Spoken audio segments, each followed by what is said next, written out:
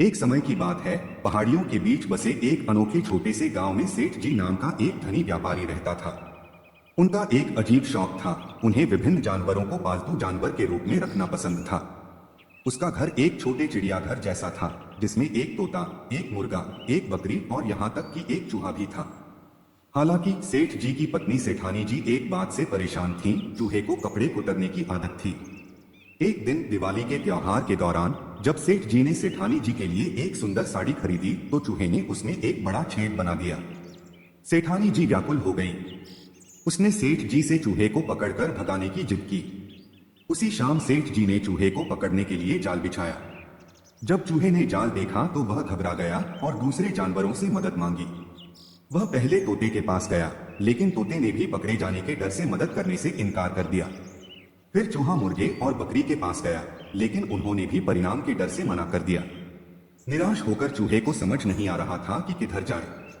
जैसे ही रात हुई, सेठानी जी उत्सुकता से चूहे के पकड़े जाने का इंतजार करने लगी। अचानक उन्हें शोर सुनाई दिया। वे दौड़कर घटनास्थल पर पहुंचे तो पाया कि चूहे की जगह एक सांप जाल में फंस गया है। सेठानी जी घबराकर चिल्ला उठीं और सेठ जी ने उन्हें तुरंत अस्पताल पहुंचाया। डॉक्टर ने उन्हें बताया कि सांप जहरीला है और सेठानी जी को तत्काल इलाज की जरूरत है। उपलब्ध एकमात्र मारक तोते के पंख से बनाया गया था। सेठ जी को अपने पालतू तोते की याद आई और वह जल्दी से घर पहुंचे और मारक औषधि तैयार की। सौभाग्य से सेठानी जी ठीक हो गई, लेकिन इस घटना ने सेठ जी को साहचर्य और सहयोग के महत्व पर विचार करने पर मजबूर कर दिया। उन्होंने सेठानी जी के ठीक होने का जश्न मनाने के लिए एक भव्य पार्टी आयोजित करने का फैसला किया। कृतज्ञता के प्रतीक के रूप में उसने स्वादिष्ट भोजन के लिए मुर्गे की बलि देने का फैसला किया। चूहा यह सब देखकर पछताए बिना नहीं रह सका।